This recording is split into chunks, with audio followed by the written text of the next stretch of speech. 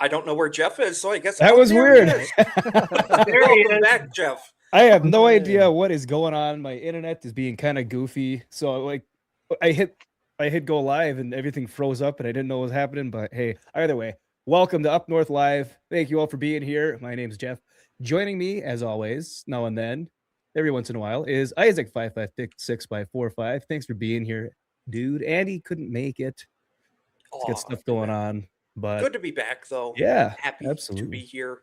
We're gonna make it through any technological man. I got kicked from my own stream a couple weeks ago, but gotta do what you gotta do. So good to see everybody in chat. Good to be here with the boys on the panel, and I think we're gonna have a fun stream. So Yes. So speaking of things we're going to be talking about tonight, so knapping, which is basically the art of taking one rock and forming another rock into a useful tool, spear, knife, you name it. It's been going on for millions of years from either human beings or even our ancestors have been doing it as far back as Homo habilis, I believe. But I'm very, very oblivious to it. So I brought in my friends Ralph R. Snyder and Mark Magwoiiguy. They are both into Flintknapping. They know a hell of a lot more than I myself and Isaac do for sure. So welcome, guys. Thanks for being here. Mark, we'll start with you. How you doing? Why don't you tell anyone that doesn't know who you are? You've been here before. We went to Egypt together. Yep. Welcome back. Yeah, thanks. Yeah. Thanks for having me. It's great to be here. Yeah, Magwoiiguy on YouTube, and I also have another channel, Trackers of the Ancients, and that's still kind of up and coming. Working on it here, but gotta make some more videos for that. But how it goes. Yeah, it's great to be here. I'm just excited to talk about Flintknapping and get to the stonework. Heck Yeah. yeah, smack a rock. Yeah. Smack a rock, exactly. And also, R. Snyder, Ralph, we'll go with Ralph. But R. Snyder, he's been in the chats for this channel since pretty much the beginning. He's been a lot of my videos, and we reached out a few times, started talking a little bit. And he's the one that introduced me to a few other channels, such as Jack Crafty and the Flintknapping. And I've found myself enthralled in watching him take a stone and turn it into an arrowhead. So, Ralph, welcome to the show. Tell anyone about yourself and what really got you into this. Well, I got into it. I think I was talking earlier with Mark and Isaac and you. My parents had a Christmas tree farm when I was young. I was like 6, 7 years old in southern Michigan, and my dad would plow the rows in between the Christmas trees. And one time walking around, I found this giant thieves. Little damage on it, but found that, and Awesome. that was what addicted me to picking up arrowheads ever since. So been collecting for probably 45 plus years. nice. But yeah, that's beautiful material. It's a That really is. Coshocton black flint from Ohio, Coshocton County, Ohio. There, but found that one, and then I found this other Thebes. There was actually two of them, and that I found on that farm. This one's a Coshocton gray version of it. Yeah, But I've oh, sorry. Didn't mean to interrupt you there. Oh no, go ahead. Okay, I was gonna say I've never been lucky enough to find a stone arrowhead, or let alone any arrowheads. Just my copper knife that I found metal detecting. That's the only anything I've been able to find. So I mean, the fact that you can even Mark himself can just walk out where you're in your area and just find him on the ground is absolutely awesome. Oh You yeah. could get too much snow up here to find I anything guess good. the big secret for field walking or surface hunting like that, and mostly like walking fields, agricultural fields, is you want to look for a place that's right on a river or a water source nearby. Yeah, obviously they would camp where there was some sort of a water supply, Mhm. and usually some high sandy soil, near that water source is helpful because they seem. And they'd hunt the waterfowl too. Yeah. All I the suppose I never birds thought and of that. stuff around Yep. there. So that's where they Yeah. lose the arrowheads a lot of the time.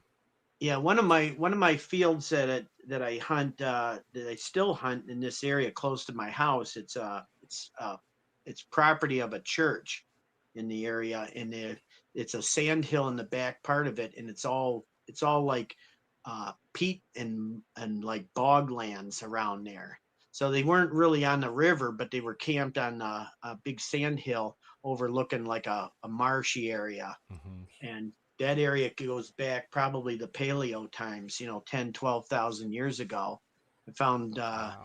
I found a couple Clovis pieces on there and Cool. the Wow. channel flake on that site, but I found everything else from paleo all the way to woodland period, little triangle hunting arrow points. Mhm. Huh. Yeah, I But suppose with a lot of oh, sorry. I was gonna say a lot of tilled up farm fields and stuff too helps. yeah, You said on the now tree farm, which I haven't. if We you don't have don't, a whole lot of that up here anymore. yeah, if you don't have a lot of farmland, and I've done a little bit of river walking, you walk the gravel bars in the river, and you'll Mhm. find stuff washed out. Kind of That's how I look found for, most of my pieces, like ancient yeah, pieces I walking along found. the edge of the bank where it's kind of the bank's eroding away. Hmm. All kinds of stuff washes out. And Okay. I mo- got a Yeah, piece most, I should look. the first piece I found, you were mentioning Look at that here. I'll zoom. going in a riverbank. Little guy. oh wow, look at that. It's just like it's a little bird point, but That's cool as hell. Nice. That's Nice. Is that awesome. obsidian? Yeah. yeah, it's obsidian. I'm trying to get the focus right, but Yeah, that's beautiful. It's really yeah. nice. So that was the first piece that I found. I think it was That's a little 11 thicker or something there. like that. Yeah. It's a bird Yeah. point. Yeah. Yeah, but that Yeah. that if you threw that with an atlatl dart, that would definitely take down something big game like a deer or a, Mhm. you Oh know, yeah. definitely. Yeah. Yep. You could take down a deer with that. I mean, that would probably have crossbow like velocity at that point, and that would deliver some pretty serious damage. Man. I mean, yeah. Oh, I mean, yeah. with an atlatl, you typically would go for a bigger creature. That's kind of Yeah. why they died out and the bow became more common because you can get more precise with it if you're going for smaller creatures. hmm Yeah. You know, And the after atlatl and which is basically a spear throwing stick. It lengthens your Yep. arm to give you more velocity and more power behind the Mhm. spear throw. And they could throw a spear out to like probably 50 yards, 75 yards maybe. And Damn. yeah, and that's critical if you're hunting, ice age animals that are large, Mhm. to Oh, cool. There you go. there you go. Yep, Mhm. that's an Mhm. atlatl. That's how they hunted with that. But that they could stand away from a woolly mammoth and they could, launch those darts in and hunt that animal and feed off of it. It's so simple, just a leverage multiplier, and Mhm. but so practical too. Mhm. Yeah. Oh, yeah, it's basically a handheld catapult. You know. So there's a Pretty- yeah. similar thing you can do with an arrow, where you take just a string or a strap of leather, typically, and you tie a knot on the end and just kind of wrap it around like a quick little chain hitch, and then on the other end you have a loop attached to your finger, and you hold it at like the tip of the arrow, and you can throw it like an atlatl, Really, and it Huh. just shoots the arrow like it's really wild. Like and once that's you like see it, weightless you're to like, carry. You "Whoa." can just wrap it Yeah. up. Yeah. Yeah. So it's That's like awesome. Yeah. survival situation, like just Now I want to try find that. find a Right? straight stick, sharpen it, put a Right. leaf at the end of it or a feather, like something just to like give it a little something, and Some then get a drag. string, Yeah. and it's like you have something you can hunt something with that's like That's cool. legitimate. Hell yeah. Before we continue, we got to say hi to the chat. I mean, they're half the reason, if not a lot more than half the reason that we do this. They interact just as much as how I met Ralph. So it works out. We got Vic Whiplash. He said just came home to Royal Oak from Marquette. The drive was brutal. That's quite a drive. That's probably 10-hour drive at least, 8 to 10. Wow. It was Yeah. great to see Superior again. Yes, I was actually out at the lake. Was it last week or the week before? I can't remember. It all blends in, but I need to get back out to the lake. I'm pretty close by, so I gotta shoot some. I want to fly the drone around on the shore. That'd be cool. Excuse me. Just another dirty Youper. What is up, Tater? My brother. Oh, there's Mike Mike Mason? Mason. Hi, Mike Hey. Mason. There That's you one go. of one of my napping community Nice. buddies right Oh, there. cool. Cool. Nice. Welcome. I think Awesome. he's. Excuse me, man. Coughing all of a sudden. I think name looks familiar. I think he's been in the chat before too. But Yeah, if you Mike haven't, is welcome. Mike's from Southern Illinois. Okay. And, Yeah, a lot of with the napping community and the channels I follow for napping and the artifact collecting. I mean, there's so many of us all over the place. You know, all over the country, even international. Are you Yeah. guys having any nap-ins any time this year you know of near you? I missed the first one. I think it's a Memorial Nap in Michigan, and that was I think that was over by Stanton, Michigan. That was like in April, like towards the end of April there. So I just missed that one, but Oh, there's okay. two more. There's one I think in September, and then there's one like midsummer. But Okay. on Jack Crafty's channel, he does a whole list of all the nap-ins in every state that he gets information about, which is kind of cool. You can, if you want to go, like being in southern Michigan, I could go down to even Ohio to Flint Ridge and Right, go to right. one of the nap-ins there. But I'll have to see if Cool. there's anything in the local area in the UP because mostly everything up here is gonna be based around copper, iron ore. yeah, Yeah. seems like a lot of the Yeah, nap-ins in nap-ins Michigan they could be fun. You can just go and yeah, just meet cool people and you can just watch people That's like probably and what I do. learn a ton of stuff just watching people in different angles and techniques and yeah. And if Yeah. you go to the nap-ins, a lot of times, not stuff like this, maybe this big, but a lot of those nappers, you go around to their debitage piles, and you got all kinds of variety of exotic materials, whatever they're working. And a lot of those guys, if you ask them nicely, they'll say, "Yeah, sure, fill up a bucket or whatever, or fill up," Mm-hmm. because they got to clean that stuff up anyways at the end. Right, So, right. so Cool. I suppose It just leave costs with them less than gas you came money with. to carry it yeah. back with them. Yeah. Yeah. Yeah. So they just a lot of times Yeah. they'll just let you have, like not maybe not something like as big as this little biface here, but they'll have like what I call sweet flakes, those flakes they're flat and don't have Mm-hmm. any curve to them. And they're big enough that you can get a nice little dart or an arrow point out of them. And like when you're first Yeah. learning the nap, Yeah. sometimes you gotta Perfect. work with the Yeah. smaller stuff. Mm-hmm. So what do you use? I've heard the term bopper, and I also know deer antler pieces people Yeah. use for all sorts of I stuff. don't have any copper boppers. See, yeah, okay, copper. Yeah. Yeah, Here's like this a one. there Yeah, you that's go. exactly what I'm envisioning. Yeah. Yeah, Yeah, I got that's one a of copper those. bopper. This one's beaten to hell. I gotta do some work on this one. I gotta fix it because I put a nail in it to try and hold it in place. But So is that just like a plumbing cap? That's yeah, it's a plumbing cap, and I nice. got a doming kit. I take the cap and I set it inside there. It's like a hollowed out round Yeah, for like surface. body work.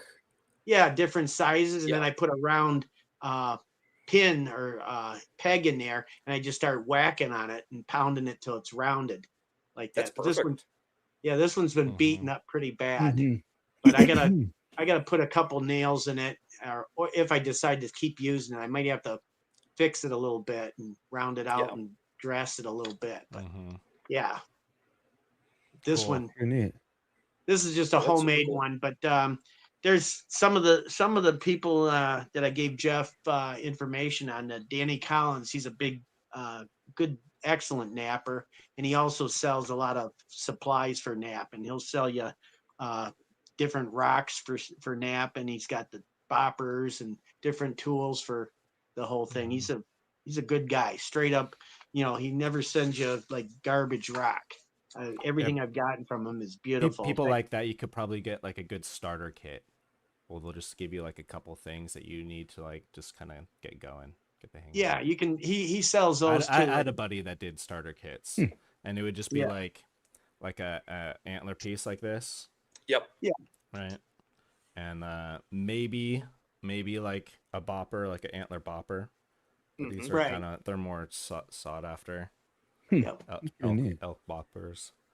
But yeah, yeah. There's the deer ones you typically want to use deer on like harder stone, like Okay. like a flint or a chert, and then yeah, it like the varies depends on what stone you have and like what you have to work with is like kind of what tool you want to use. That makes And sense. Yeah. like the copper boppers, like that copper bopper with obsidian, it would like shatter it. Like, Oh, yeah, you unless gotta you be- hit it like just right. So you're not just taking a ball peen hammer out of the toolbox and hitting away at stuff. Yeah, You're yeah, actually, right, you know, right. right tool for the job. Right. Yeah. Like No, you got to iron take a is stone and pound incredibly it on another hard, stone.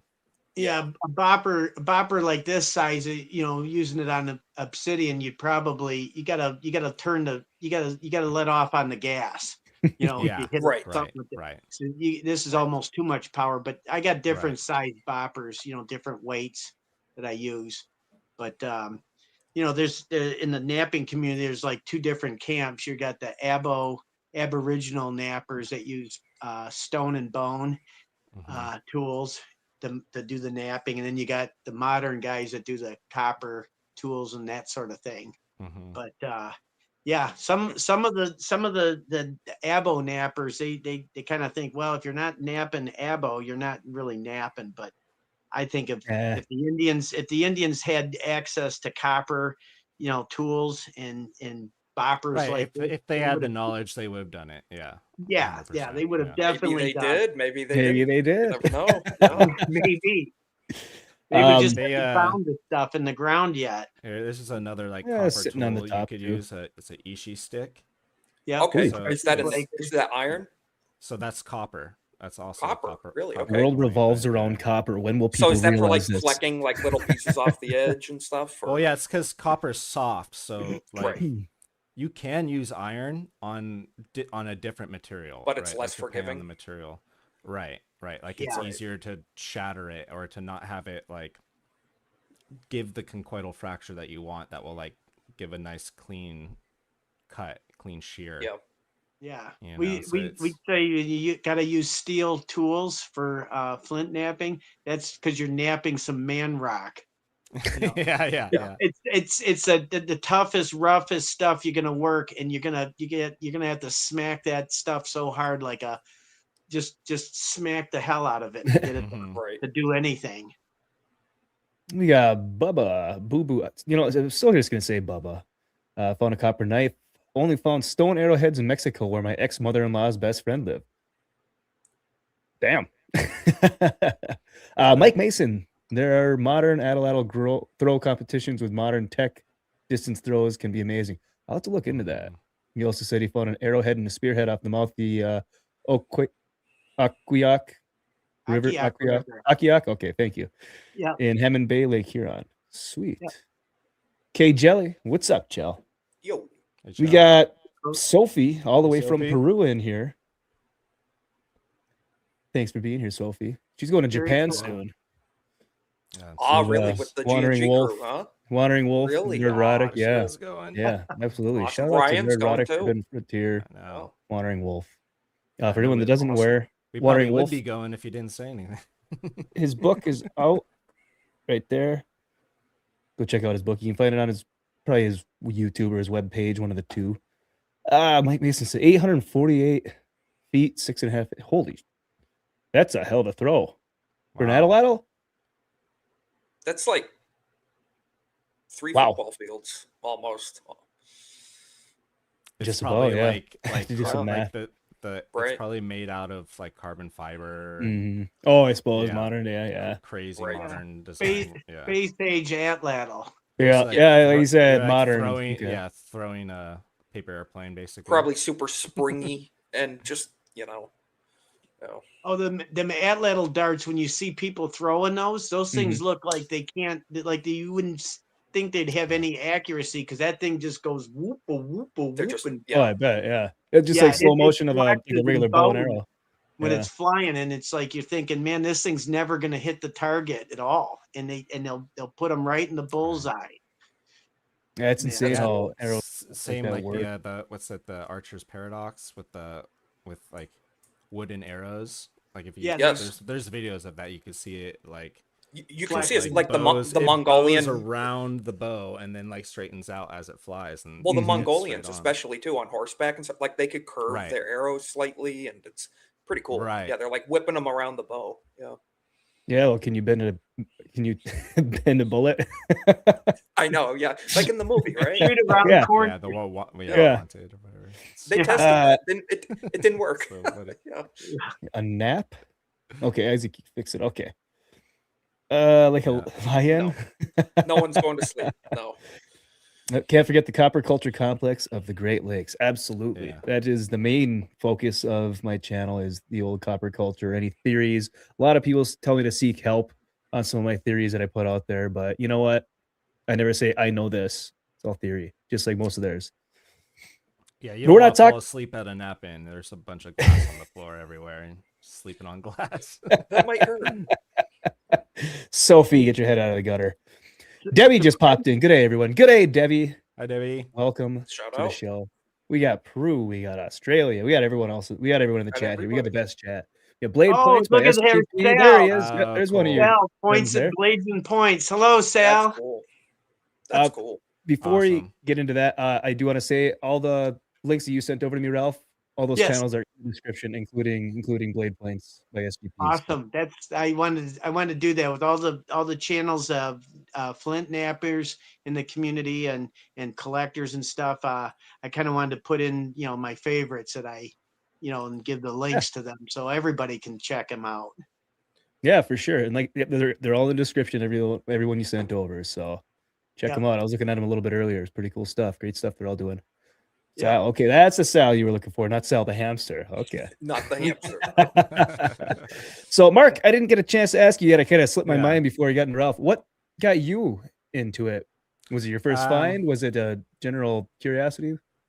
I guess maybe maybe it was that first one in that creek I found, and I mean I found out later because I went with this guy that my mom was seeing and who went all the time, and I found out later that he planted it there and was like, "Hey, look over here," and I found I was like, "Oh," but then I found one after that, and that was that one I showed you, Okay.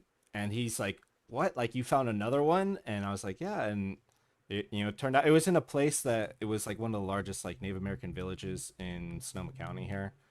So it was Okay. and it was like right in the creek. So I mean, creeks are a great place to look because every after every rain it'll just like recycle all the gravel, pushes all the top gravel off and then reveals anything hidden underneath. So you Yeah, can even go it's a and very good dig way in to a look. gravel pit and just sift through. I had a friend do that and found like a spear point from Damn. from like a war that happened in the creek there years back. But Huh. yeah, it's a good way to do it if you want, and you just got to not get discouraged too, because like I've gone out many times and just not found anything, and you're just like, well, all right, I went for a nice walk in nature, so I know exactly whatever. how that feels. You Actually, my video that I've been working on, I should have it out Monday or Tuesday. I had all intents and purposes of metal detecting this like gravel ridge line above some railroad tracks in a river. And I got there and it was like a angle like that. And I said, I can't do anything. So I just kind of was like, hike. So I got a new series coming out. It's called Hiking Up North. Yeah. Hike Up North. So that'll be something I'm gonna start doing. But yeah, Nice. no, I know the feeling of going out and not finding anything, or a lot of times metal detecting, I'll find nothing but can pop tops, the ring pops or what the hell you call them. Pull tabs. Pull tabs. Wow. Pull Anytime I tabs, say pull yeah. tab, I think of going to the bar and throwing $5 and getting some pull tabs and gambling. Different type of pull tab. Yeah. But I mean, it seems like for every 1,000 pull tabs you find, you might find something cool. So just like Yeah, so I getting- mean, well, that's how I got into like looking for arrowheads, and then like just growing up, like my group of friends and I, we were really into just like Native American stuff, and we found this little book on Flintknapping, and then just we found an antler and started doing it, and didn't know what we were doing. We were kind of just like chipping off like the edge of the obsidian, weren't like pulling flakes or anything, but we shaped a little arrowhead and we're like, oh cool, look, we're making arrowheads. And then That's cool. all went out into the desert one year and like found a bunch of like arrowhead flakes, and we're like, whoa, like people were making arrowheads here, and took some of those flakes and made little arrowheads with them and just kind of went with it. And then eventually one of my friends went to a wilderness survival school, and then we all kind of followed suit, slowly went one after the other, and there they like taught you like the ins and outs of it. And and some of us went further with it, some of us just like, all right, cool, now we got it. And then yeah, like my buddy just like he's the one that gave me a lot of these billets, and yeah, he's really good. Like really like probably Ralph's level basically. Like I'm not at where you are, Ralph. You got a little more experience on me, but it's one of those things where it's like a chess game. Like you look at the rock and it's like there's all these different steps you have to take before you can pull the flake you want to pull, and Oh it just yeah, you takes gotta do a time to little prep learn all work the different sometimes. prep to get there. Yeah, Yeah. it's cool. So Sophie wasn't here at the beginning. What is naping? Well, I don't know what naping is, but I know what I think these two gentlemen can say what napping is. It's very true. Yeah. So Mexicans don't do English as well. It's okay, but it's two P's in that. big Mexicans. Yes. Big Mexicans. Right. Yeah, so right. I don't Big know Mexican. I don't know what the actual definition of it is, but Flintknapping is working stone to I don't know, what would you say, Ralph? I just How would you basically describe it? I look at it as it's kind of like whittling like a piece of wood, but you're using that's You're tools using stone. Yeah, to that's a great remove analogy. material Yeah. from stone. Yes. Yeah, you're just working Yeah. stone in a way to make it turn into what you want it to be. So like chipping stone very precisely, kind Yeah. of. Yeah. Yeah. To make knives, spear points, arrowheads, you name it. Actually, that video, Mark, that you sent me over earlier, talking about the obsidian, Mm-hmm. they found like a chalice, like a cup made out of obsidian. That was pretty neat. Right. I think so. I think how they did that is they made a blade core, and then they took the blade core, the top of it, and just drilled into it, using probably like flint or a harder steel with like a pump drill or a bow drill or something like that. Okay. And yeah, that's probably how they would do that. I couldn't imagine. I don't know any other way they would. I have no idea. drill I mean, a lot of into it like times we that, don't know we don't know all the tools they were using because a lot of it could have been organic. It's either rotted away or Right. you name it, Yeah. washed away, got Yeah. used for something else. Mike says I'd say it's the acting of reducing stone through percussion to create a tool. Yep. There you go. That's Anytime- much more accurate. Yep. 100%. Anytime you can use the word percussion in a sentence, I think it makes it better. So well done. Because you're not using you're not using friction. You're not Mhm. grinding, but it's percussion. Yeah. That makes sense. Oh, Yeah. I turned your mic up a little bit already, Magwoiiguy. I don't know. You sound I fine don't to know if me, I so can do it maybe on this someone out end. there, but I turned it up. I turned mean, off the auto. your clarity's fine. Your Mhm. volume's just a little low. I know I was trying to mess with it earlier and I couldn't figure it out. Yeah, well, I'll try. Oh wait, here we go. that sounded pretty good. That might have done it. Hey, don't worry. We're all professionals here. We're highly organized. It's a work in progress, Highly organized. Yes. Actually, I'm surprised this shirt doesn't say highly organized on it. I know. And my first day. radicalized. Shout out to Friday Night Tights. Gary, if you're watching, check your Twitter messages. It's been a month. That kind of sums it up for the Flint Napper is you're managing random chaos. I bet. Makes sense. Yeah. Yeah. It's yeah. I mean, Yes. I've noticed since I started live streaming, you can go in with an absolute plan. It will not go the way you plan. Right. Just got to do it on the fly. Shoot from the hip. Well, and that's Yeah, kind of the point of Murphy's it. Law. It's like every time you swing the billet, swing the hammerstone, and hit that rock, it's like it's gonna do something, and you got to look at that and see why did it do what it did? What did I do wrong? What did I do right? Which angle did I hit it at, and like cause it to do that, and then you just learn from that. So just it forces you to be humble. There's all these things that come along with it. That's like it's just like a all around good thing to do. It's fun. It's like because it's complicated. You're like, oh, I did this and it didn't do that. Why didn't it do that? And you have to like figure it out. Yeah, and walk it's back cool. through it. Oh, it's Yeah, like like on Blade this- Point says. I always thought about Flintknapping as doing a puzzle in reverse. You get your finished piece. Yeah, Mhm. that's great. I love that. Exactly. awesome. I agree with Sale on that one. Hell yeah. Now, what were you saying there, Ralph? You had something you pulled up? Oh yeah, Build- I was just going to show build my like files. with napping, it's like reading a puzzle. Like this is a piece of Texas root beer, Flint. This is Oh, cool. Root beer this is a Flint. very Awesome. favorite kind of stuff. This is let's see if I Ooh, can make that was it. great. You can Oh, see you the can see- translucency in it. It kind Oh, of that's has cool. Yeah, Yeah, it looks And- almost like the color of root beer, like when yeah. you can see Okay. through it. That nice It's cool. caramel You want color. to hold it Yeah, up a little yeah. bit higher in front of your camera there? There we Yeah. go. Yeah. But like in a napping situation, see, I've got this low spot right here. It's kind of like right around my midline. And if you flip that over, if I could strike this platform right here, there's a ridge, and the flint will follow that ridge. The flake that comes off, it'll follow that usually. So when you're Okay. napping, you always look for these ideal platforms where you can follow a ridge and run the flake off like that. This is a piece. There's a couple of good platforms on here, that are below Okay. center that you strike from Yeah, there. because that video I Yeah. was watching there. Oh, sorry. Go ahead. The video that Mark sent over it was mostly talking about obsidian, but it was saying It was you- just obsidian, yeah. yeah, but it sounds like it reacts the same way. Whereas you choose the line to hit, and you know it's going to follow that Right. swirl or sphere, or whatever they In call that it. video, that they talked about the conchoidal fracture, where like if you have something that hits straight down, it's gonna come off Mhm. at an angle, right? Like if imagine shooting a BB straight at a glass, right? Mhm. A piece of glass, and how it would make that little cone Yeah. and pop out like a little cone. That's a little conchoidal fracture. It conchoidally fractured that's that what- cone out.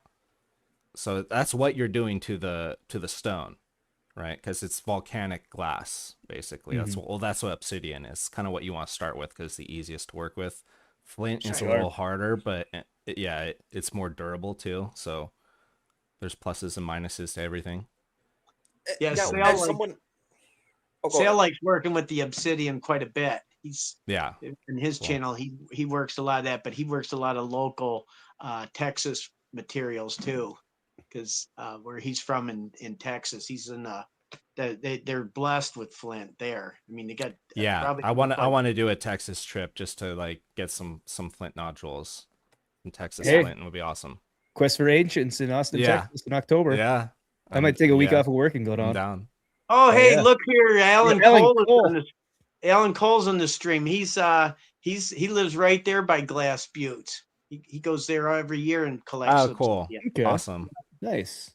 I haven't been Welcome out to there the for a show, minute. I have Alan. to go out there. I have Nishi. Go ahead, Isaac. No, I have a question for the guys as someone who's not an expert. I've heard that like obsidian and other materials, when you nap them down, the blade, the edge, the fine edge can go down to like an atom thin, extremely thin, Yeah, beyond with- razor sharp, with, just extremely sharp. With obsidian in particular, it can cut down to a molecular level. Really? Wow. Yeah. Okay. Sharpest material on earth. Yeah. So it's sharper than anything we can manufacture. That's really cool. Yeah, Pretty much, yeah. So They've still even use done- it in heart surgery today. They'll have an expert napper in the room with them, and Really? he'll have a little mini blade core and like nap a fresh To make like a scalpel. blade to make a scalpel, because Really? it's so fine that within 10 minutes the air will dull it. So that's why they have to do it right then. Right on the spot. Yeah. Yeah. But that level of precision is needed because just There you go, basic 10 ounce to be exact. degradation. Am I saying it right? Degradation of materials, just exposure. Yeah, Right. that's cool. Entropy. Wow. Yeah. Wow, really cool. I need to look into that. That's so cool for surgeons. They have that on hand. And that technology's been around. Those little blade cores. These I Oh, found wow. in Hawaii, Ohio, and these are all Flint Ridge, mostly blade cores from the Hopewell culture. Cool. Okay. Very in there. cool. So there's some fields that I Yeah. used to hunt down in Ohio where there was Hopewell sites in there, and you'd find stuff like this out there. And these are paper thin, and they've been rolled around in the field, so they're probably not as sharp as they were the day they were made. But yeah, they use this for fine cutting and just precision, Just little sharpness.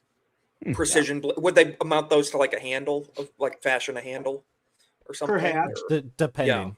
Yeah. Perhaps sometimes they might have just held it in their hand and just careful, like Right. skinning a small Right. animal. Yeah, that's or whatever. the first animal I skinned a fox, a roadkill fox. That's how I did it. I just some obsidian and Oh wow.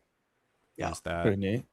Makes sense. Obsidian's not the best for it's great to skin them open, but for actually scraping, flint is more desirable because the obsidian just like flakes and like it's too fragile, you know, and too sharp. You kind of want it almost a little dulled for the scraper. You don't want to like cut into it, you know. Right. That's a whole. You don't want it different to thing. be. Mhm. You don't want it to be Animal toothy, processing, grabbing onto but- the material. Makes sense. Right. Yeah. Right.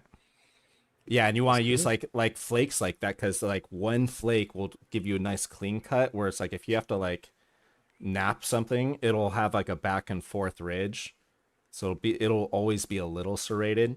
So you really do want to have just like a blade from a, you know, one hit thing like that. So that's just a quick. Like that's what those blade cores are for. That's why I call them blade cores because they just make little blades, Right. or Yeah. you know, or long blades. You know. I don't know if you remember seeing that in Egypt, Jeff, at the gem. There's There's that whole section- display case with all the different. Right. I got But there was one in particular that like it had just blade cores, like just the blades from blade cores. Okay. It wasn't like See if we can napped find it. arrowheads. It was yeah. Okay. Might have been used for the Jacqueline, hello. mummification process. Yeah. Yeah. See, Ellen also says obsidian can fracture down to an edge only 3 nanometers thick, or roughly 3 to 10 atoms. I got It's so wild. that's It's unbelievable. so Here, I got small. found this on the Bastion of Yeah. Information Reddit. You can see obsidian, the edge on this obsidian versus steel. Right. Wow. That's Okay. 10,000 Steel's, like, times. jagged almost. Yeah. Yeah. Yeah, that's 10,000 times magnification. So that video earlier is like, if you look at the steel, it looks like it was made by a chainsaw. Yeah. So, I mean, yeah, it's unbelievable how just naturally just fractured material can be that sharp, that precise. It's unbelievable. Oh yeah, and like when they use obsidian blades like that for modern day surgery, another reason their advantage of it is it cuts so cleanly that the wound Right. heals very very Right. well. Okay. Cool. That's like the main reason really is like the healing is like insanely fast because of how Yeah, and- because it's just like it's right back together and there's no tear and it just Right. boop, they can just Because heal. as you can see, that's the steel. Mhm. It really is just like a tiny saw blade. It Right. really is just a bunch of little jagged teeth. Yeah, Wow. And that makes sense too with the grain structure of steel. Even though you're using an Mhm. abrasive to sharpen it, it's going to break apart in that manner. Whereas like obsidian, it's smoother, just structurally, integrally.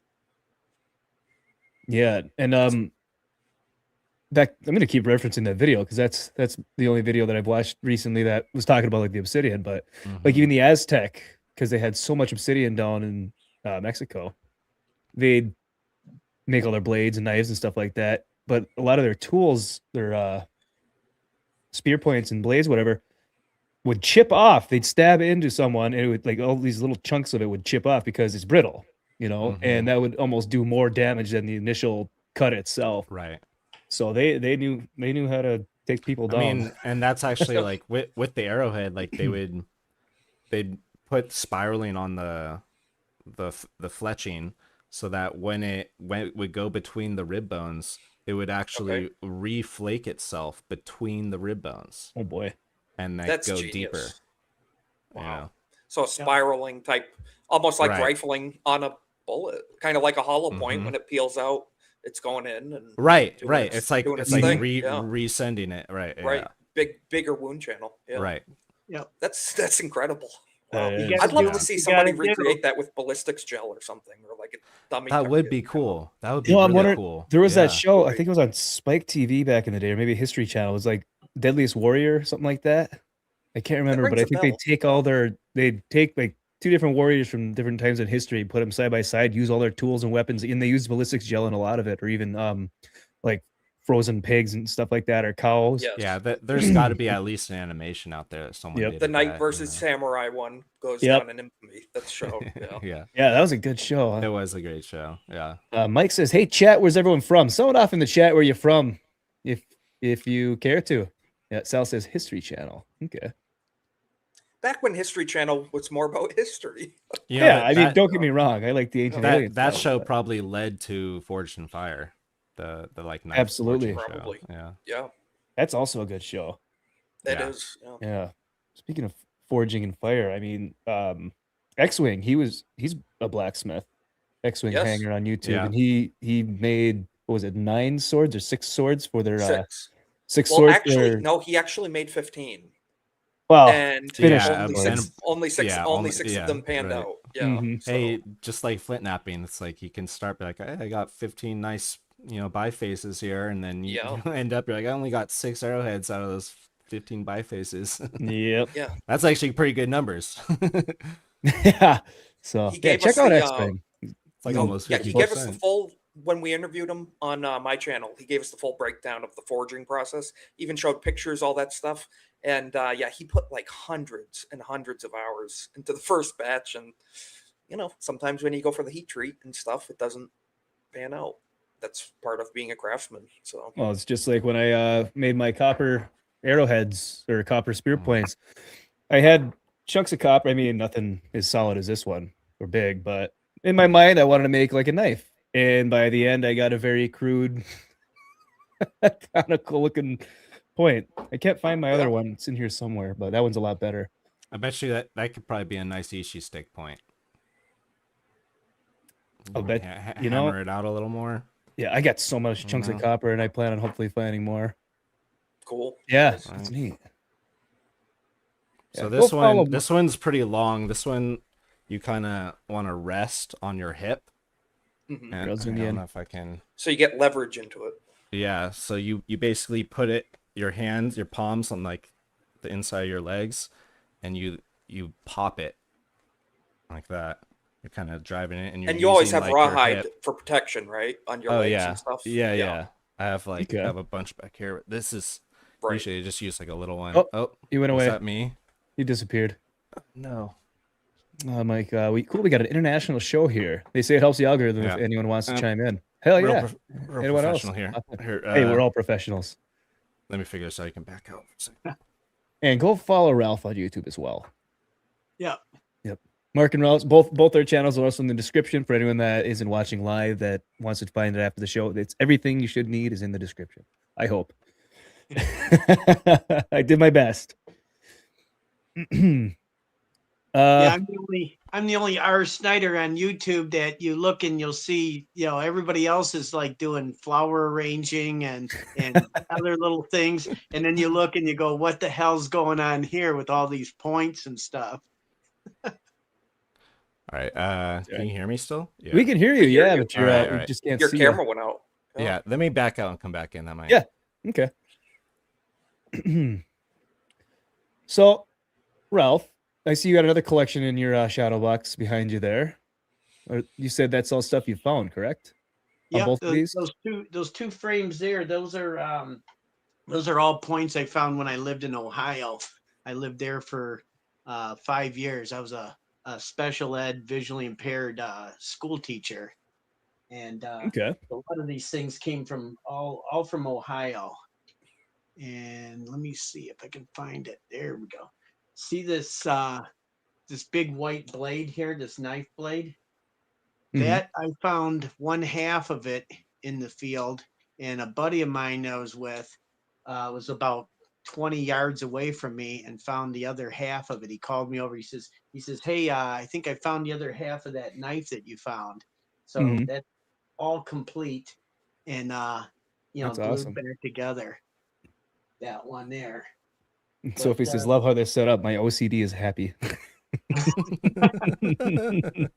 Yeah, I put them in kind of designs or patterns. Yeah, I like that. I've seen some people with the like a bunch of their copper artifacts, and Yeah. because they have a couple like that are similar, and they kind of like wrap them around in a circle, and they have like the big stuff in the middle. I'd love to find enough. Looks like a do something mosaic like that. arrangement. It's really Yeah. cool. Alan says, Ralph, you guys out looking for float copper or points? Or whatever you can find. I myself, I've never found copper in southern Michigan, and you'd think that if the farm plows will plow up and roll over Yeah. arrowheads, why wouldn't there be copper artifacts? But I've never found anything copper. It's kind of strange. But Yeah. an old time collector that kind of showed me the ropes, about looking in fields and collecting. He did find at the I think it was the Fox site it's down here in southeast Michigan, and he found a copper headdress. It was like a copper band that they would have wore over Really? their head, and it had like little slots or holes made in it that they could fashion bird feathers and things in it for the Okay. headdress.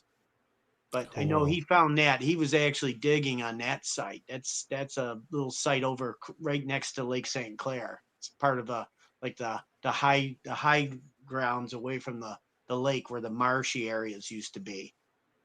But yeah, but that's the only copper I've ever heard of being found down here, which is shocking because it was traded all through Ohio and all the way to Yeah. Mississippi River. You would Mhm. think that if it passed through Macomb County, something would have been dropped here or whatever. Yeah, it's still mind-boggling to me thinking of that. Because I mean, living up in the UP, I'm the heart of where all the copper mining, both ancient and more modern, happened. So far, that's the only one that I've been able to find. That's so that's Blade cool. there. beautiful. I know. Whoa. That's It looks like like an elf shoe, kind of. Right? No, it's old copper. It's beautiful. I mean, it's just smooth and I don't know. I mean, that looks like a knife. It's It like a absolutely old gotta copper be, knife. yeah. I Red would I say tail found tang. that. A Yeah. tang and everything. Yeah. Yep, tang knife. I first pulled it out and I said, that's got to be just Laugh junk, tang. right? And I was literally, that's I pulled it out of the dirt. I FaceTimed my dad and I was like, is this what I think it is? And he says, looks like it. And I watched it turn green after I pulled it out of the ground, more and more green after I got the dirt off. I'm like, well, there we go. Yep, there you So, go. And I find a bunch of float copper and stuff, smaller chunks, but That's cool. definitely planning on getting some more time in the woods soon, hopefully. Get some A more. real- Go ahead. A real mystery artifact that people find all the time, and I've actually been in discussions on this, is something like this, these pitted stones. I don't know if you can see, but Okay. there's Here, a I'll pull divot you up. right there, Mhm. and a lot of times that divot will be on the opposite side also. Okay. Those are Oh, catalog interesting. numbers on there from when I found it. This particular piece was found in Michigan, Macomb County, 1993. So is it an anvil, like a little work stone? A lot of people say, well, maybe it's a nut crack stone. Like maybe they would take that and put a acorn or a nut on there Okay. and crack it open. They Mhm. eat.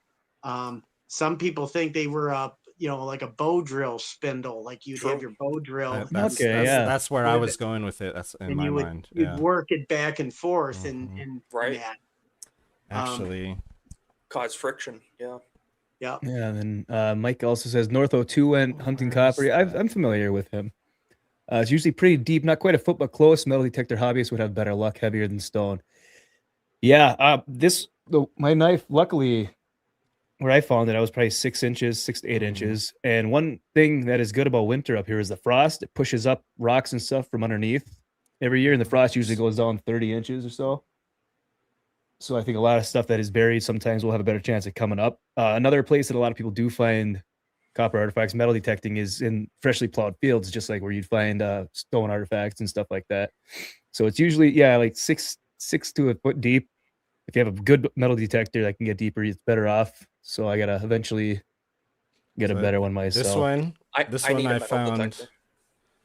This one I found in the desert, in Death Valley, at the Eureka Dunes, and I was just walking up to the dune, and I just saw like this little, about maybe that much of it, little corner sticking out. I was like, "What is that little white stone?" And picked it up. It's like, "Oh my god, that's a Nice. artifact." Point. It's pretty It's cool. wild. Thanks, guys. That's awesome. Yeah. Yeah. Speaking of which, you weren't able to give me that piece when we were out in Arizona. Oh, I know. Yeah. I know. Gotta get that from you one of these Yeah. days. I'll get you some copper. What was it? I have this one. This is You a too, Isaac. similar piece to that one I was gonna give you. It's like a azurite malachite. That's cool. Yep. So it's a That's copper incredible. Wow. mineral. Yep. Can melt that down and get copper. And that's a difference from a lot of the different places around the world that had copper mining versus the UP. Is it was usually an ore, like azurite or Right. stuff like that, where you'd have to Like, smelt it down you to know what? extract the copper from it. I have a Michigan. better piece. Yeah, go ahead. That's all I've ever known for copper is Yep. ore. Yep. I But never in the knew Upper it Peninsula, came, it's that it could naturally formate solid like solid that. chunks like that. No smelting required unless you want to anneal it with Reshape heat it. to So soften it this up. is a azurite heartstone. That's Natural- awesome. Natural heartstone. So Mark, No. did you nap that? No. This is all natural. Oh, okay. This is just a copper mineral. Okay. So it's cool. like knowing Jeff, I'm like, yeah, into the copper mineral. And it's all natural heart shaped. But yeah, pretty cool. Yeah, that's a cool awesome. one. Yeah, the American Southwest has an awful lot of minerals and rocks and interesting stuff there. Yeah. Yeah, that heartstone came from Mexico. Okay. Yeah, northern Mexico. Wow. The only Yeah. copper I've ever found in the ground is in the form of a bullet. That's about it. And, never anything naturally Well, occurring. Man, You probably walked over some and didn't even know it was like a copper ore or something. more than like that, likely. you know? Yeah. I was gonna say, Ralph, done by you. There's copper all over the place. It's just stolen out of houses. Yeah, exactly. Yeah. Oh yeah. It's out here too. It's all over. Yeah, unfortunately, There's copper everywhere it nowadays. blades a sweet piece.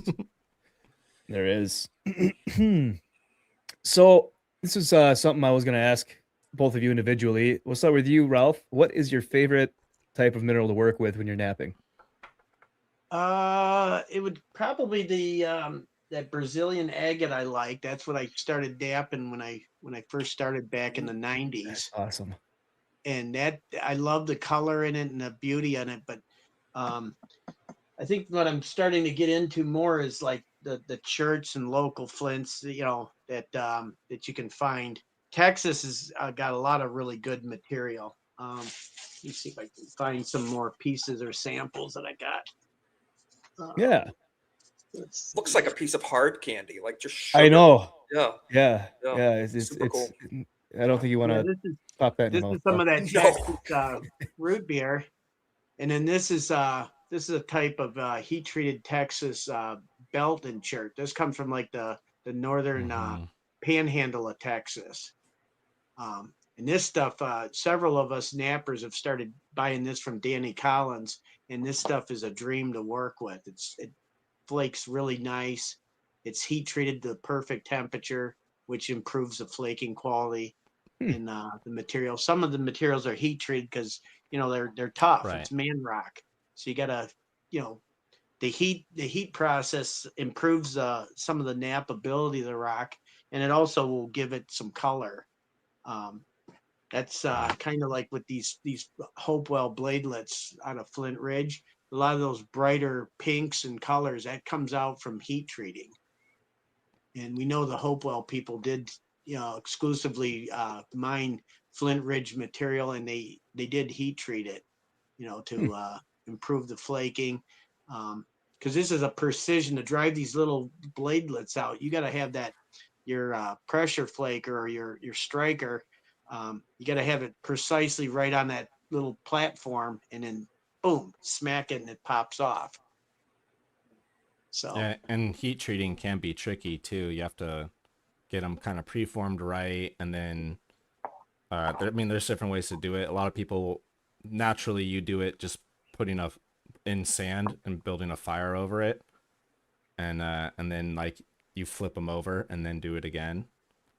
And then or you could use like a Pyrex dish with sand in it and put it in your oven at a certain temperature for it varies per however long per stone and stuff. Kind of like those Hawaiian pig roasts. They bury them and then put a fire on top. Yeah, that's a little different, but yeah. Yeah. It's similar, but yeah, Right. same concept, I guess. You could say. Right. Transference of heat. Yeah. Yeah, right. Yep. But in a slow way too. You don't want to like rapidly heat it because it'll crack Okay. it. So it's like Okay. like doing it over like 8 hours or something. So like it's that, more you know? like annealing or tempering, kind of. Like Yeah. it's kind of what you're doing is you're like tempering the stone to a Okay. point that's more workable Okay. in a way. Yeah. Does it improve durability too, like for actually using it? Or I think it would make it weaker. It makes it okay. Yeah, if anything. But like if you're heat treating a stone, it's already so hard that it's like you're making it weaker to like Right. you do it with like quartz, that's like a hard, what's that scale? I can't remember the name of the Mohs scale, but scale. I think it's like an no, A. there's a different Rockwell? scale. There's a Okay. different scale that's like 1 through 5 that they use for flint napping. And so like obsidian's a 1, where quartz is a 5. And like if you heat treat it, you can bring that quartz down to like a 4.5, maybe a 4. Depending on what it is. Flint's like a 3.5. You can bring it down to like a 3, 2.5, 3. But it makes it workable. Something like that. So, It makes it more workable. Like the lower the Okay, number, the softer it is, the more workable it is. So why obsidian's like a 0.5 or like 1 to 0.5 or something like that. Like wow. it varies or whatever. Don't know if you remember the name of that scale, Ralph, at all, but Yeah, the Mohs hardness scale. it's not the Mohs, because the Mohs is 1 through 10. Yeah. But I it's think a with different that scale, scale. the higher the number, the higher the quality and workability of the material is, I think, with the Mohs scale. Yeah. Yeah, the Mohs is different. Yeah. Because the Mohs is I'll like figure it out. how hard something cuts into something else. It's and it's used all the time, like in Because ancient I'm thinking history Rockwell stuff too. hardness. Like That's what I'm thinking. Rockwell hardness might be it. I don't know. I can't. Yeah, it's Rockwell's used for like can't remember the name diamonds of it. and stuff. I have the Knoop hardness, Knoop, and then there's Mohs. So I don't know. Yeah. Someone in the chat might know. Speaking of chat, Mike It says might Mike, just be something that's like in the flint napping community. yeah, it could be. Yeah. Mike says my crazy theory is it's all melted down copper from a solar event suffered by an advanced society during the Younger Dryas. I don't know. That is just a crazy cool idea of any advanced society collapsed. Yeah, I mean, who knows what happened exactly? I mean, and again, at the same when time, you get that far back, you can't say for it's sure tough. this happened, for sure that happened. It's all just this is our best guess based on what we can all can see right here. Pretty much. What's up, Irish Shytown? This is lithic reduction. Lithic I like reduction. that.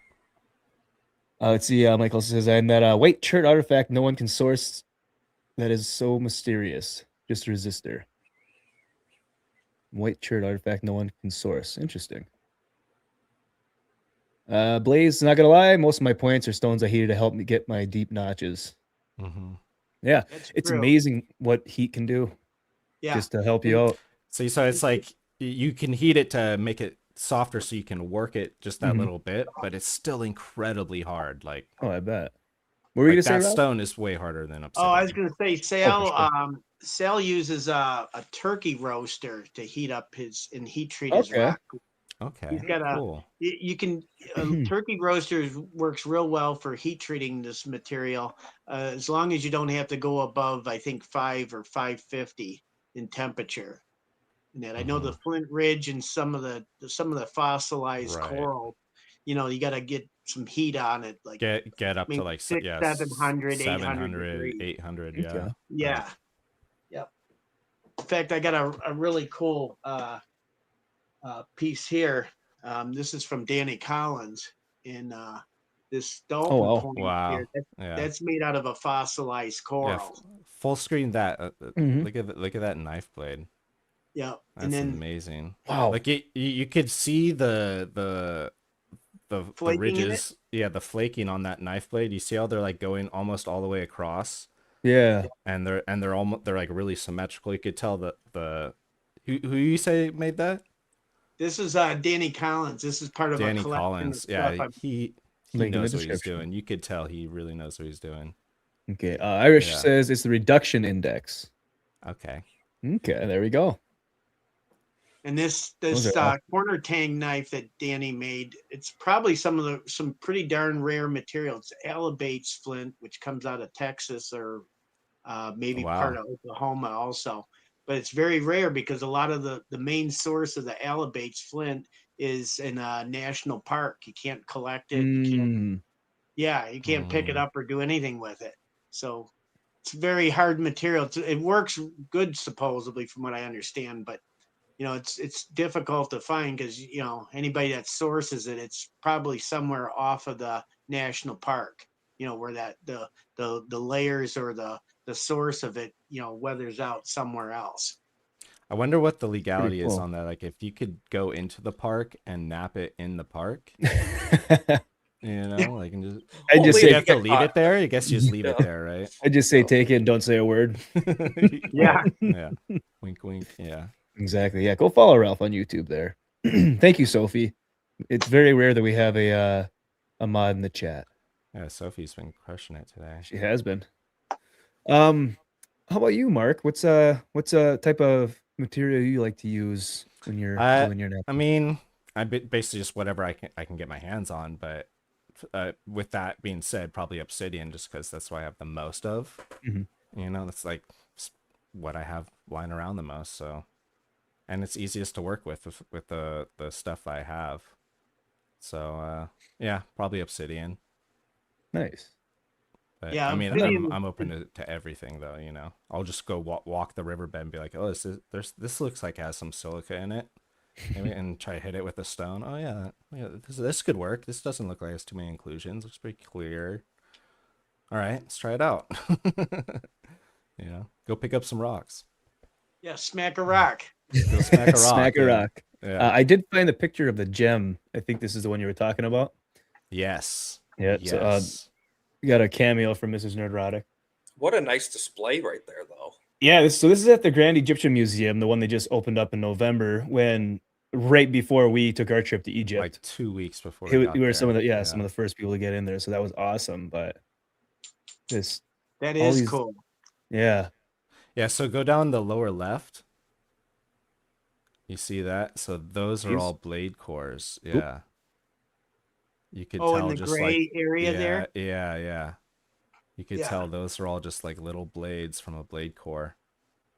Or like This like big little boy. scalpels. Yeah. What is that? So What the Well, hell were they this making with obvious- that? What was Is that just a dude? piece of material they're going to work off of, It's like or a is that the crocodile or something? Looks like a crocodile. soon head. to be tool or something? Yeah, I don't know. I mean, Could be a kinda- flint hoe for agriculture for digging. Yeah, could be that too. right, like a plow. Yeah. Yeah. yeah, and it's a damn shame. I mean, the museum is immaculate. Don't get me wrong. It's very modern, being brand new. So that's one thing that's one of my nitpicks was how modern it was. But I wish there was more descriptions on the placards for the displays. Like this just said, "Oh, these are lithic tools made from this to Yeah, this like- species." Yeah, there wasn't That's really it. anything. No yeah. explanations. So Yeah. Here it is on I mean display. that's the thing though. It's like, would you even believe it? It's like, yeah, these ones are pretty cool. I thought that almost Yeah, looks look closest. at- That's look at close, that right? bottom blade. You see Look that at bottom that blade, Ralph? blade.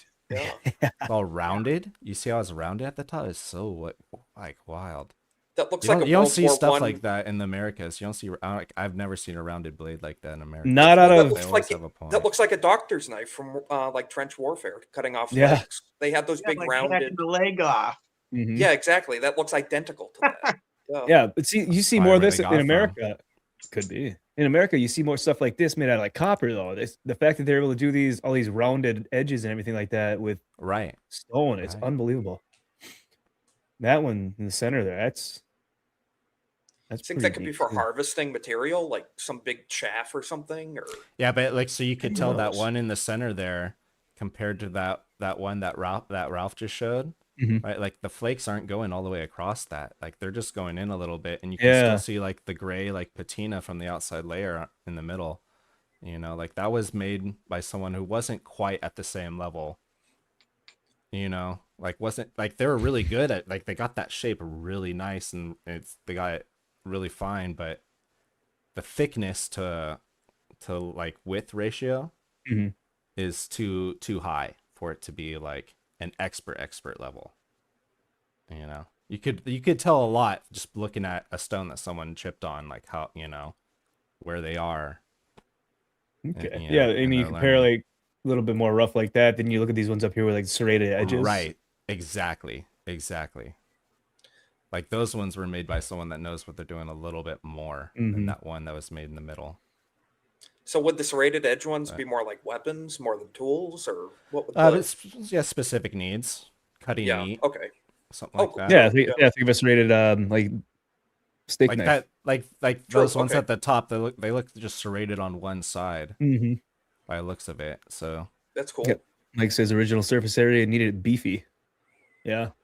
yeah, Yeah, it's yeah, for true, taking the souls of your enemies true. from their Well, yeah, chest. maybe they used it for some job that needed like a heavy shock, like Mhm. every time, and they didn't want like a thin blade. They needed like a thick blade to whatever it was, or maybe it's like a drill point. That could be a drill as well. True. I don't know. Yeah. I don't know if these are But meant to be here, like these cross grooves. right, that yeah, it looks like it's probably just an inclusion that was left Yeah. there or something, Unless or after the fact. or they put it in there and use it as like a groove for wrapping it around a stick. I don't know. It could have just been You something know, like yeah. 1,000 years later running over it, and I don't know. hard to say. Yeah, So we hard I to mean say. we, But we that's what's cool about looking at artifacts like this. Like, oh, what happened here? right? Yeah, just How did this figuring get it out. made? You know? Yeah, exactly. Discovering, you know. I don't know if I had It's any boring. more. Sometimes it opens up more questions than answers. Absolutely. Yeah. Gray blade middle left has a great flake scars. Oh boy, I gotta find it again. I got a bunch of copper and bronze knives, but that I found there. But we're talking Flintknapping today. Talking stones. Yeah. Middle left. I'm assuming this one or this. Okay. Had great flake scars. Interesting. Some This of one those does too. curved blades look like those Giesian knives Yeah. that they're known for, with that where they do that flake Yeah. over Where grind. what are they called? Karash? The Karash? Is that what it is? I think. It looks like a scythe Yeah. blade, right? Kind of. Mhm. Yeah. Yeah. They're like the swords that go up and they look like a The question Kopesh? mark. Is that what it Kopesh. is? Kopesh. That's it. That's it. Kopesh. Yeah.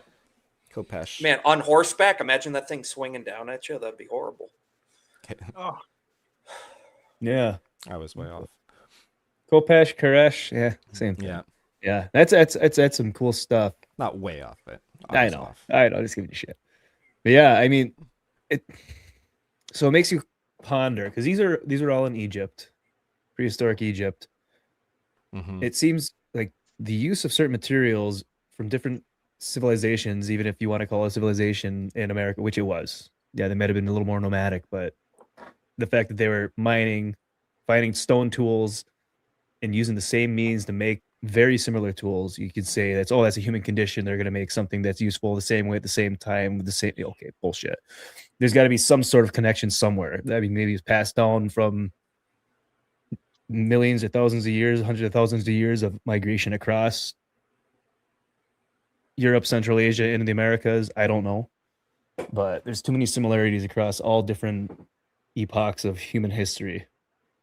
So I don't know. That's just my little rant. Yeah, go Nice, follow thanks, Stephanie. Magwoiiguy. Hell yeah. Did it have donated by country sign? It's all everything that was found in Egypt alone, according to the museum. So Hmm. the Frio and the Elko look so similar, but aren't from the same place. Yeah. That's yeah. Frios are found in like Texas, and the other one, the Elkos, are found, I think, more on the West Coast. okay. But very beautiful points.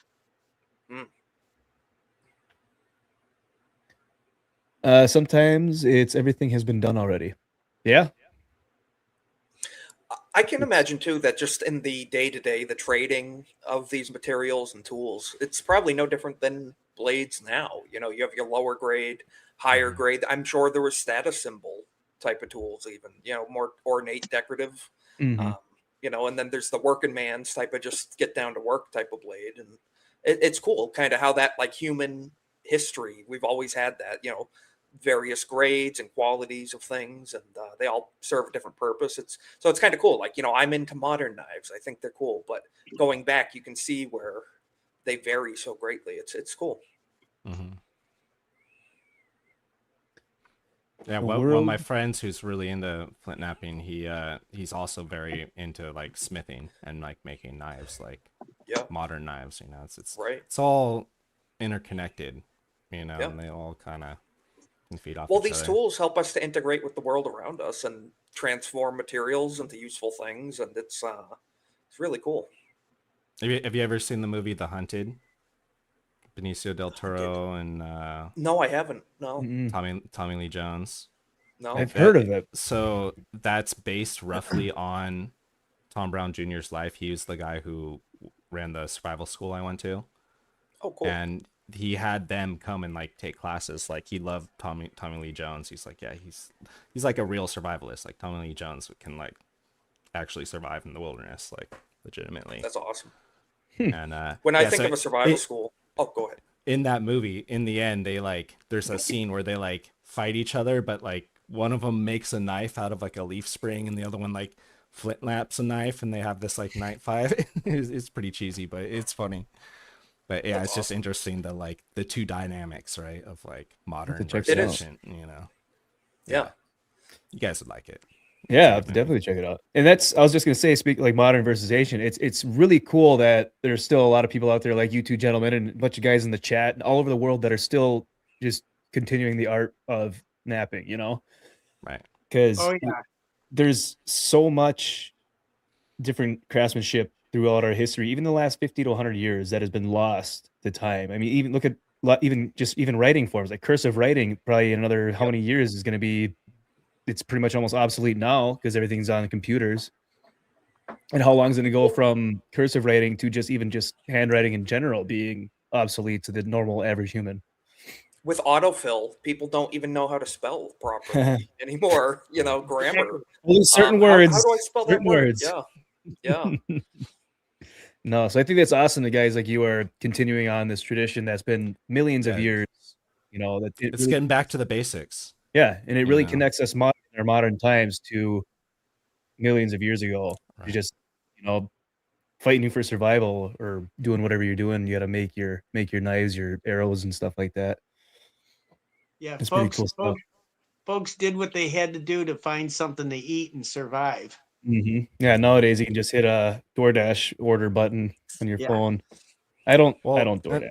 and then doing it's fun, and you learn stuff in ways like you wouldn't think you would have, and like I was saying how you have to be humble because like you'll hit it a certain way and it won't do the thing that you wanted it to do, or it'll snap in half, or like something will happen, and it just like forces you to be like, okay, I need to look at myself and like change whatever I did there, or like can't just impose your will constantly. And eventually you get to a point where it's like, okay, you know what you're doing, and that's what you're doing is imposing your will on it. But it's like you also have to listen to the stone, right? You're working with the stone, be like, okay, where do I hit it next to get to the next step? And Yeah. it's cool. It makes you think a lot.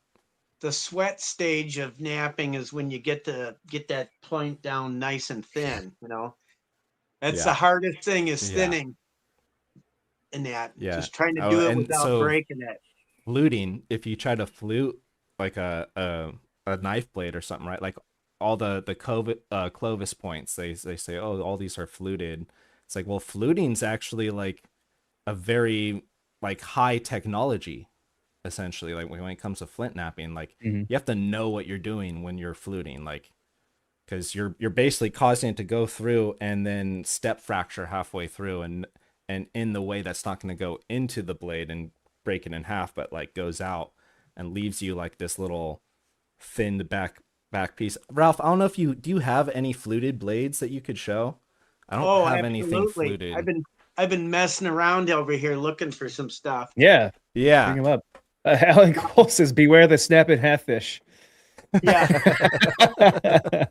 That's funny. one of those flint napping terms that all of us in the community refer to. A lot of it from Patrick, Jack Crafty. Patrick is Jack Crafty's real name. Okay. But we got a whole bunch of different vocabulary words like snap and half-ish, craciola pudding.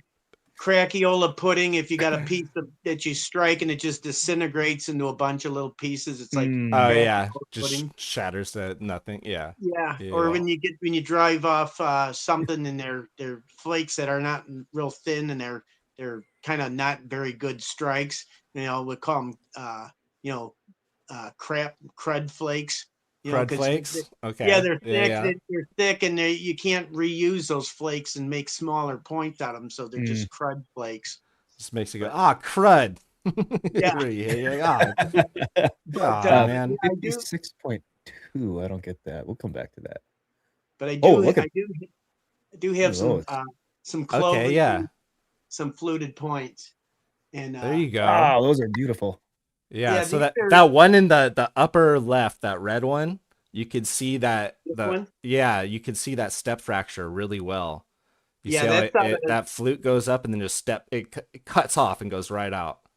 yeah, that was made out of Hixton quartzite, Wow. Yeah, silicified quartzite's a really hard material. Yeah. Yeah, and that's sourced in I think it's Wisconsin. Okay. Wisconsin or Cool. Minnesota. There's a source in that, and it's always usually either a orangish color like this, or it'll be white. I don't know if I got a white one in there. I don't think so. But yeah, these are all castings from Lithics Casting Labs. He takes castings of original museum quality points, and he does a silicone mold process Oh, cool. to do Awesome. them. Because I Preserves couldn't it a bit, afford this. yeah. This whole frame would be millions and millions of dollars worth in there. Oh, geez. Yeah, so you can see that like there's a gray point there too, where the flute goes all the way across to the point, To the which tip. is Yeah, like to the yeah. tip. It's incredibly hard to do. Yeah, let me pull that one out. You're gonna love Yeah. that. That's a very famous Cumberland point. It's a Charles Moore Cumberland, and it's Right. probably the largest and best example of a Cumberland point that's ever been found. And the last time I talked to Pete Bostrom, the guy that makes these, and he said that this Cumberland, last time it was appraised in for value, it was $26,000. I think it's Damn. probably closer to $1 million now. Huh.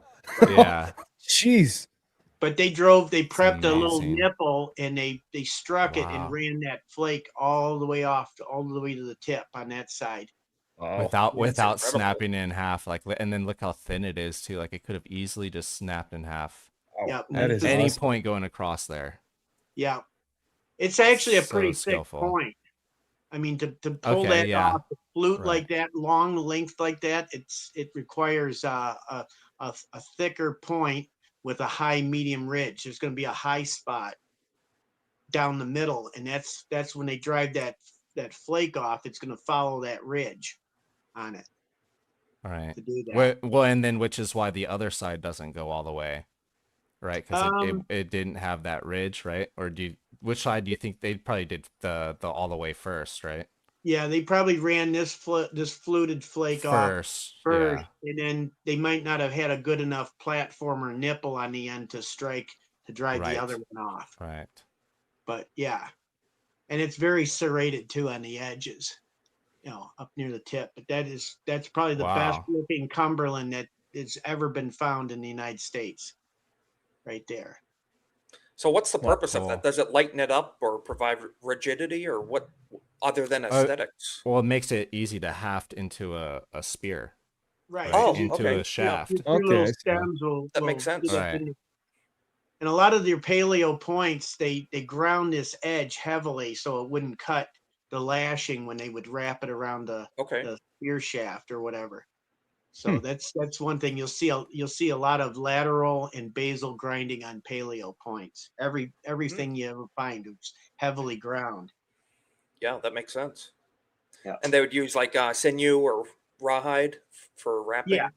Yeah, Yeah, yeah. they'd use sinew and wrap it, and then they would use It depends on where you are and what you have Like available. would they use like pine tar and different stuff for right. glue? Yeah, Yep. the Pine pitch, yeah. material glue to Okay. Yeah, to a do mixture that. of both. You do the glue and then you wrap it, Okay. and you can wrap it with like plant material too if you have to. Okay. Yucca fiber or something like that. Mhm. Some Yep. Like a cactus Now, twine fiber. type. A twine, Yeah. right? Right, If that's yeah. what you have, like animal sinew is probably going to be the best. The thing with sinew though too is once it gets wet, it'll Right. loosen and like come apart. Right. So, but that's why you mix it with the glue. The glue kind of holds it in place. Seal it up. Yeah. Yeah. That's cool. Yeah, there's Now, a whole this is- art to hafting and making Oh, I arrows can and imagine. stuff too. Yeah, I imagining myself taking one strike at a chunk and it just the entire rock just exploding. I Like laugh. I think I made a years back. I was on the East Coast with some buddies, and I made a bow, just a quickie bow out of like a piece of wood I found on a fallen tree, and I made an arrow, and the arrow took longer than the bow to make, which is like the bow. It's like 4 hours for the bow, and then the arrow took me like double that, like 8 hours or Wow. something like that. Like, But that's the most important part of the gear. Yeah. It's, you got to Yeah. make that fly good and do what it does. Otherwise, you go hungry. right. Yeah, no kidding. That's some Now, cool this is stuff. another type of point. This is a Folsom point, and they're Oh, fluid cool. most of the length on both sides, just like the Cumberland point. But these are amazing because a true Folsom point, if you measure right in the thickness, right where the flute is, up to the middle, it's only about maybe 2-3 millimeters thick in that area. So Super thin. wild. What the I heck? mean, I That can't is even thin. believe. I can't even believe how thin they made these things. It's masters. Just Yeah. absolute masters.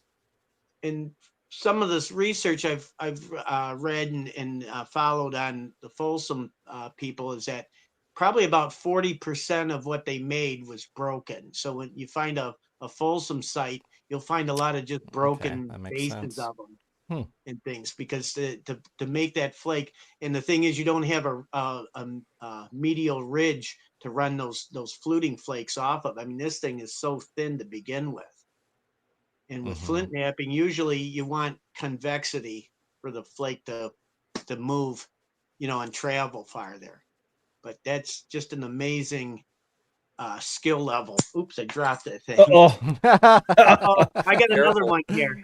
Good thing it's made out of stone. Yeah, this one here is from the famous Blackwater Draw Folsom and Clovis site. Hmm. They found both Clovis and Folsom points at that site in New Mexico. I think it was Folsom, New Mexico. Hmm. But yeah, that's I mean, it's amazing how the skill level on that to flake that. Yeah, that's Yeah, awesome. so it's like almost like a misconception that like the Clovis people were like inferior in their abilities. It's like, well, actually, when you do the flint knapping, like they're masters. They had to be to like send those flutes across like that, you know. And Oh then yeah. it's kind of like the way you tell. So what would you say the difference between a Clovis point and like a more modern point would be? Is like the notches and like the back curvature, right? Yeah, I a don't lot know. of your archaic points, like you see in the background in those other frames, a lot of those are archaic, archaic and woodland points. And yeah, they were either notched, corner notched, or side notched, Right. or So you that. you don't see notching before Clovis, really. Not But really. I mean, it's also like, well, how do you know how old that stone is that you're looking at on the ground? You know? I suppose the main thing is just to look at other materials or other points that look the I same mean that have. that's all they if it's found in an area where it's like, okay, they have a fire pit, they have Yep. like I material was they gonna say they can have the test. by. Yeah, like those spots they found in Oregon recently go back 18,000 years. Mm-hmm. You know, it's wild. Which, Yeah. oh yeah, and a lot of things they're finding is the Clovis first isn't really viable anymore. Right. Yeah. Mm-hmm. I think there's been several migrations of people. I think some of that older material that they're finding now out in the Pacific Northwest is probably the Kelp Highway travelers. They Right. came by boat into the Yep. continent. Right. And that's also something. Jeff and I have talked about Yeah, the yeah, Kelp you sent me Highway that. hypothesis. Yeah. And that's something that people it seems they tend to forget because they're always like, oh, the land bridge through Beringia from Russia to Alaska. There's a big opening in the ice. It's like they had boats. Yeah. Like we had boats. I Right. mean, we can see in They hunted marine like wildlife. They yeah, hunted seals. Like yeah, Eskimos are around. They exist. yeah. Yeah, Even on the East Coast, up in like Maine and Canada and stuff like that. Right. There was I can't remember Right. what people it was, but they were literally spearing swordfish in the ocean. Right. No, I don't know if Oh, you know yeah. anything about swordfish. Is you got to go out a little ways to get to them. They're not like swimming right around your dock or anything like that. Yeah, And no easy fish in there. yeah, exactly. They were whaling too, and Yep. all sorts of stuff. Yeah. The whale industry too, just amongst natives and stuff. I mean, the blubber is essential fuel for Well, everything. it's fuel. It can be used Yeah. even as something to chew on. Yep. I think they even, Oh, it was all like sorts of gum. stuff. Yeah, it was like gum. Medicinal purposes, manufacturing purposes, everything. Yeah. I mean, just looking back at like Native American languages and like their root languages and where they originate from, it's like there's branches that come from the East Coast and the West Coast that are like vastly different. Like the Algonquin is way different than anything that comes down from Alaska. Yep. You know, it's like a totally different branch of language. But it's like, oh, Yeah. why would you just ignore that? And it's so weird. Yeah, and it's just even the stories, their legends, their oral stories and stuff are usually better and more accurate as they tell them through generations of their own people versus someone writing it down and then someone else. Oh, I read this, so this is how it went, and then someone else writes it down what they heard. Someone else, like the bad game of telephone. But it's right. Well, but it's like in modern days, it's like we don't tell stories and remember stories like that. It's like that was their job back then. That's their one job. Yeah, they didn't have TikTok. Why would they mess it up? You know? Exactly. Ralph, Mike says, "Dang, Ralph, you're gonna bring up the Sweetwater biface?" I don't have a Sweetwater biface. That's a point that they found. I think they found a couple of them, and they're found, I think, down in Arkansas. And it's a blade that is like probably three inches wide and probably like 7 or 8 inches long, maybe 10 inches long, but it's thin. I mean, the width to thickness ratio on that Sweetwater biface is unreal. It's paper thin. About the only thing close to a Sweetwater biface that I have is I got this casting of a Crowfield style of Clovis point. These are found in Michigan. That's cool. Okay. That's a bucket list point for me to find one of these. And they're called Crowfield points, or they call them Holcomb points. And like I was talking earlier, that friend of mine, long past, Jerry DeVischer, he found one of the first Clovis sites in Michigan. And these were the type of points that they were finding. They're kind of, wide above the midsection, tapered into heavy grinding, and just fantastic fluting on them. This one, the flute doesn't go that far, but that one traveled quite far. Yeah. But and they're very thin. That's the neat thing about these Crowfield points. Most Clovises are a little thicker than that, but I think these were like a specialized caribou hunting point that they used, because most of our Paleo Indians in Michigan were caribou hunters for the most part. But yeah, that's awesome. Very cool point. Yeah, Irish Chi-Town says White Sands. Yep, White Sands. What was it, like 20? The footprints were 27,000 years old. They figure. Unbelievable. 21 or 22. Was it that? Okay, I knew it was 20 something. But either way, that's still a lot further back than the 10 and 12. I mean, we've talked about this before too. Like that is controversial because of the what's it called? The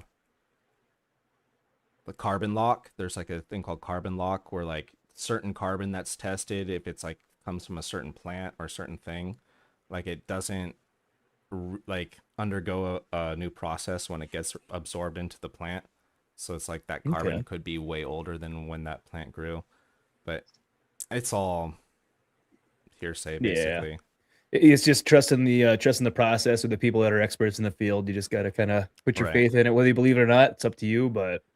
And that's some things. A lot of his ranges. I say, well, it could be between 100 and 1,000 years old. It's like, well, that's kind of liberally. That's a lot can change in 900 years. There, Right.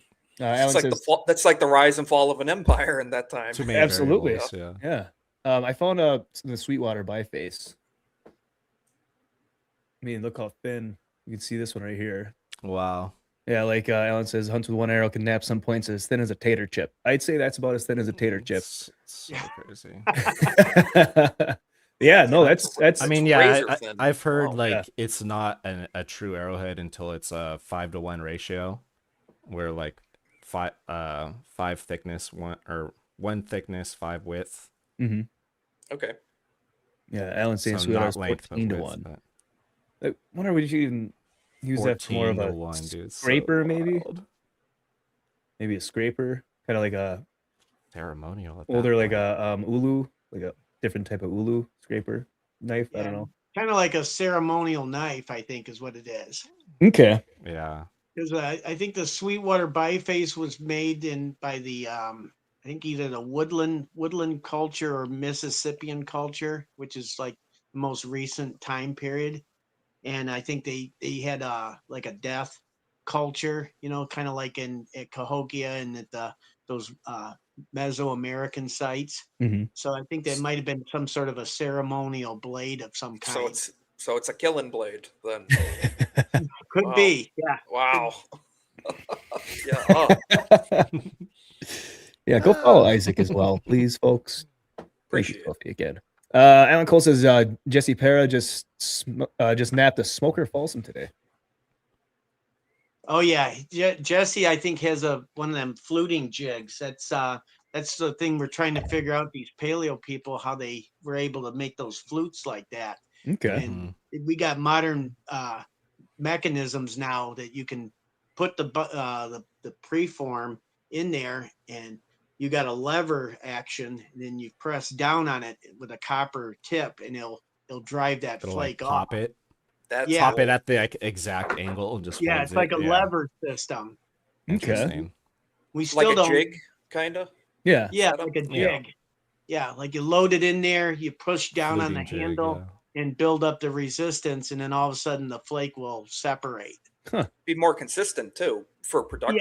Yeah. No, like you said, like makes you wonder what they did thousands of years ago. Yeah, I mean, Figure that out, or even I suppose you can even say like up to 500-600 years ago. Well, I mean, if you do it enough times and you just get good enough to Mhm. know every hit that you make is just perfect every time. Like that's all they did every day. It was just do that and teach other people to do it. And That's the thing is you got to continue it down. I'm sure they Yeah. had same thing that we had. Well, not as much anymore, but kind of like a apprenticeship type thing. You know, either Right. you're gonna go and pick berries with mom, or you're gonna go learn how to make arrowheads and spear points and go hunting with dad. Yeah. Well, from everyone did grandpa. have their Yeah. place. I mean, they did have their Mhm. job. You know, it's not like everyone did everything. It's not one man. You know, you probably had Yeah, this one dude. It's just like the elder that's been doing Yeah. it for 60 years and Yep. he's the best at it, and everyone's like, go to him if you want this one thing done. Mhm. Like, Yep. Yeah. it might have been kind of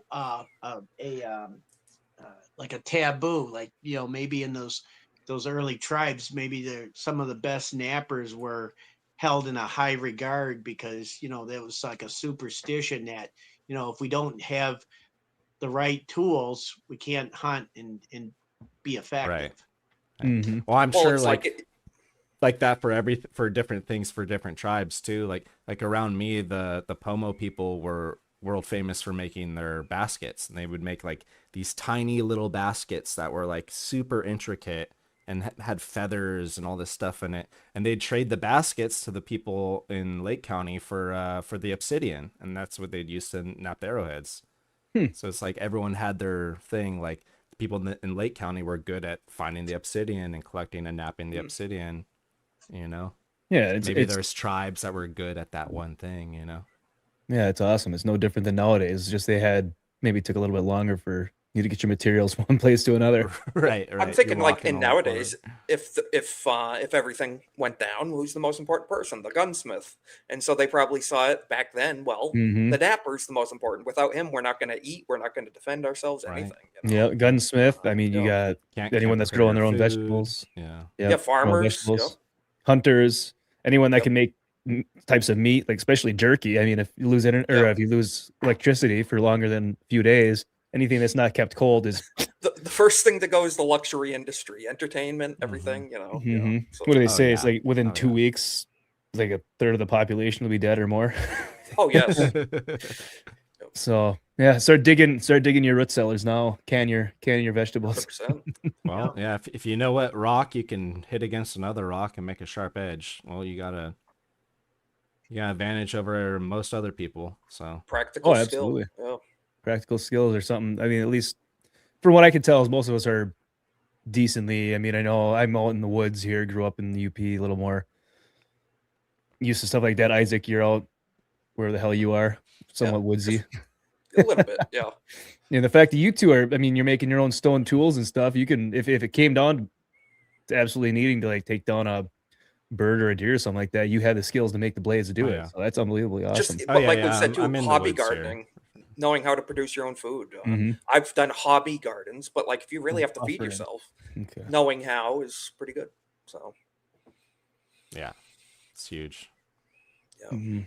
Knowing if- what- YouTube's working good on my end. Okay, good. Because stream's my internet for some reason is just being goofy today. The stream looks good for me on YouTube. All right. so. Because Yeah, usually what I do same is every time before I stream, I just reset the router and all that stuff, get everything fired back up. And today it I just reset my didn't wanna computer work. before I stream and stuff. Yeah. Yeah. I don't know. Internet. Well, it's known too. YouTube is having some Well. troubles with Wait, does stuff, you have? it's You their- guys it's got their like site. guinea pigs down there, right, Sophie? Yeah, they farm You guinea can- pigs. You Yeah, can- I you ate can guinea hunt- pig you when can I was hunt down there. those. Those I've aren't eaten hard to hunt. You squirrel. can hunt a guinea pig. Yeah, I've had squirrel. Yeah, make some I've had squirrel squirrel. soup. Squirrels are delicious. Yeah, turtle soup. Chicken of the trees. Chicken and trees. I prefer the chicken of the coop myself. yeah. Yeah. Squirrel is good. It's like a nuttier chicken. Or at least Yeah, the one I yeah, had, I- because they just ate acorns all the time. So Yeah. I'm You ever, sure you ever those- eaten an acorn? the It's not squirrel, that the good. squirrel in the city might not be that good, but Oh, that's gonna taste Well, yeah. amazing. City rats. Yeah. They're eating McDonald's and Burger King. right, right.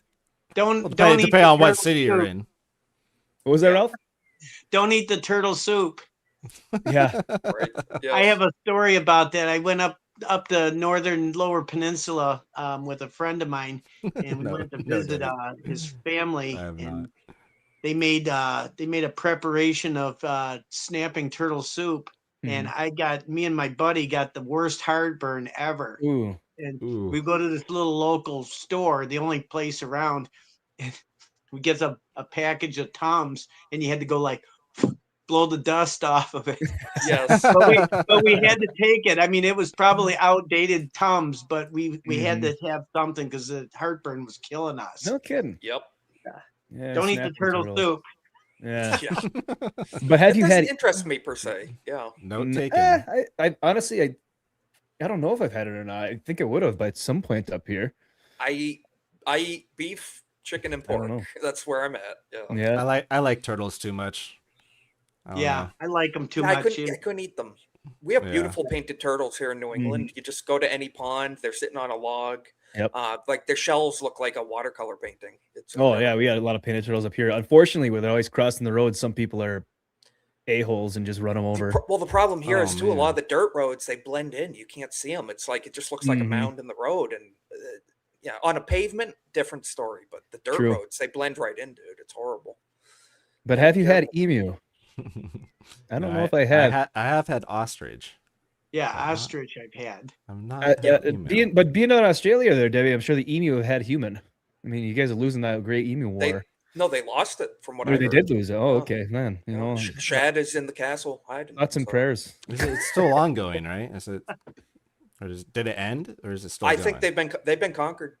They've been conquered. Okay. Yeah. All right. And squirrel tacos. I've had Hell llama, yeah. or was it alpaca? Sophie Sounds won. good, Mike. Yeah, squirrel tacos. Yeah. Speaking of Peru, Sophie says in Lima I'd be dead in a week. Yeah, from everything you've said about Lima, it doesn't sound like a very fend for yourself if everything Gonna goes bad dodge. place. Sounds like everything's delivered on a truck. Yeah, don't eat poo and clean your lids. So Fridays I have another channel, DrinkUP, with me and my buddies Andy and Willie, and we usually have a few beers, just BS and talk about whatever pop culture news, anything that interests us. Yell at each other for an hour, you name it. And we crack open a beer, and Sophie's freaking out. She's like, "You need to." She's like, "You didn't clean your lids. Why don't you clean your lids? You're gonna get sick from rat poop." I'm like, Wait, Huh? what? "Yeah." She's Of the cans? yeah. I guess you're supposed to clean the tops of your cans. And then Andy's all on his high horse. He's like, "Ugh, I That's clean my such cans." woman behavior. I'm not. No. Yeah. Open Yeah, I it don't and know. drink it. No. I'm from Gen X, so if nothing killed me yet, I mean, I'm Gen Z, but I drank from a water hose too. You know, there's nothing Yeah. wrong with that. So come on. I'm still alive. It hasn't messed me up at all, right? I'm totally Yeah, normal. just like right? playing in the dirt. No. Builds your immune system when you're a kid. Yeah, you cut your leg or something, rub some dirt in it. Oh well, Yep. you know. Exactly. Yeah. Debbie's had kangaroo. Yeah, Mike I mean, says we are made just of spit dirt. on it a little, you know. yeah. Yeah.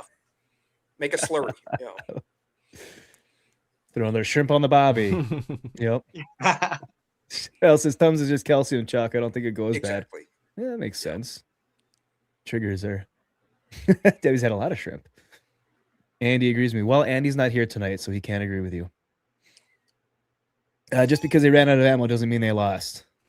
Speaking of the Australians versus the They emus. gave up their ammo, unfortunately.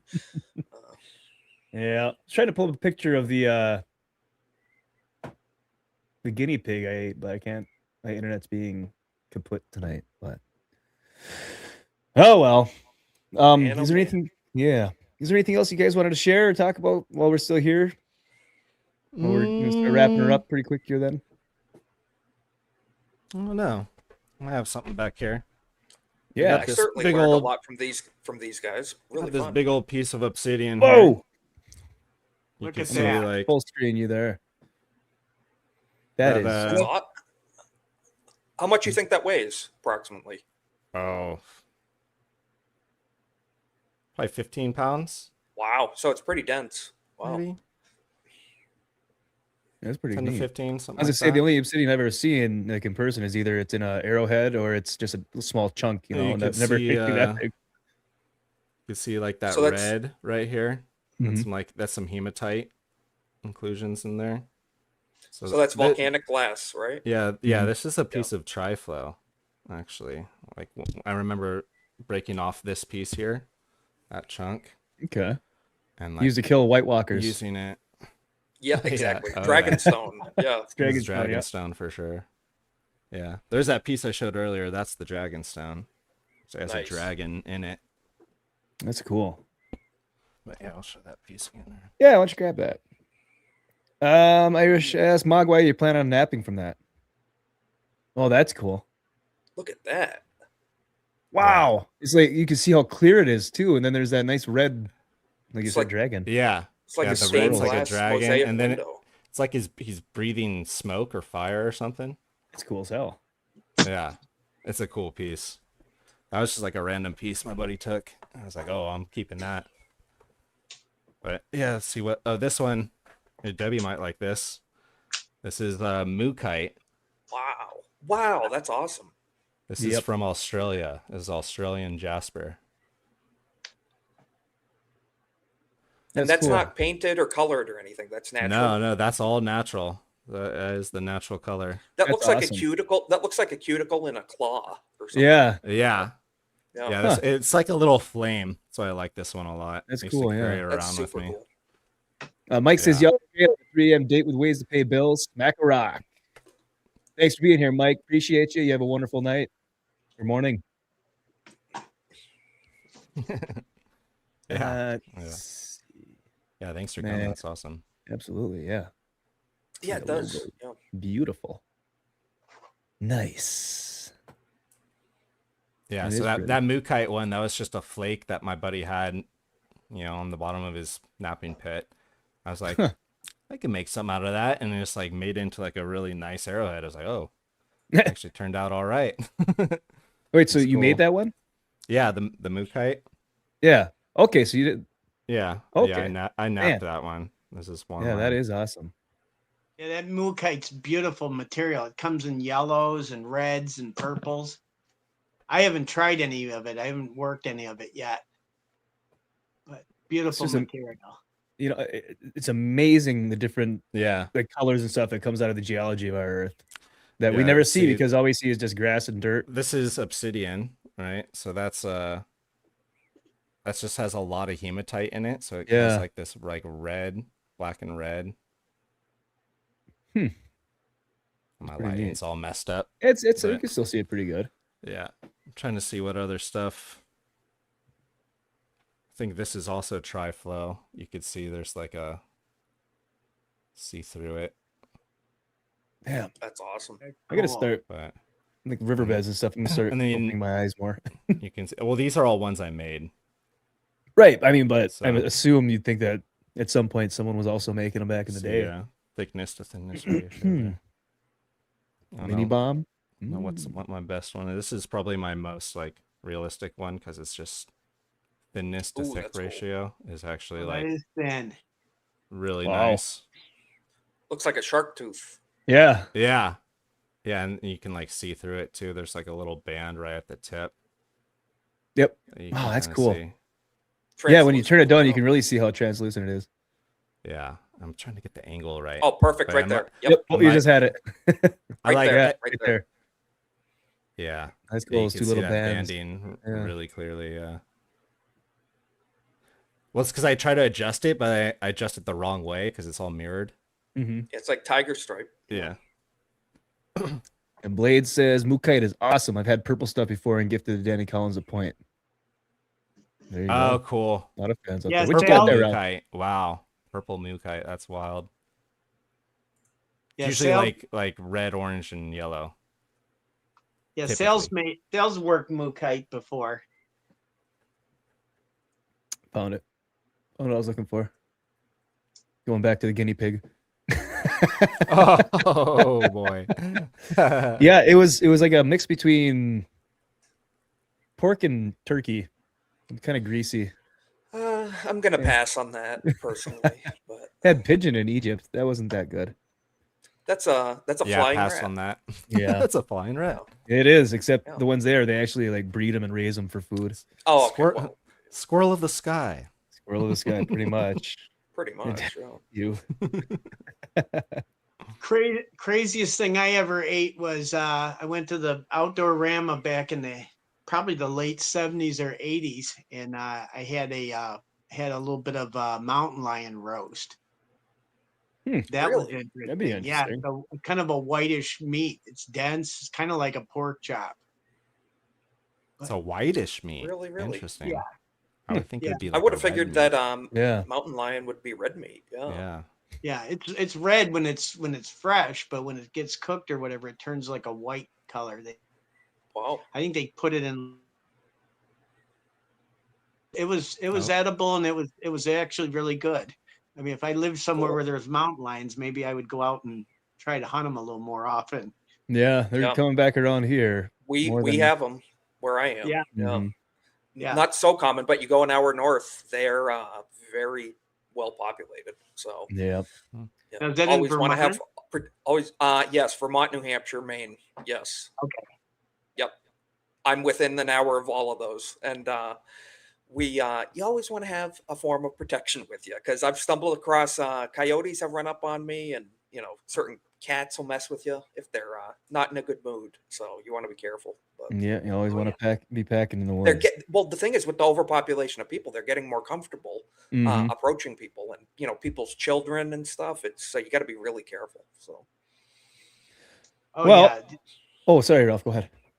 yeah.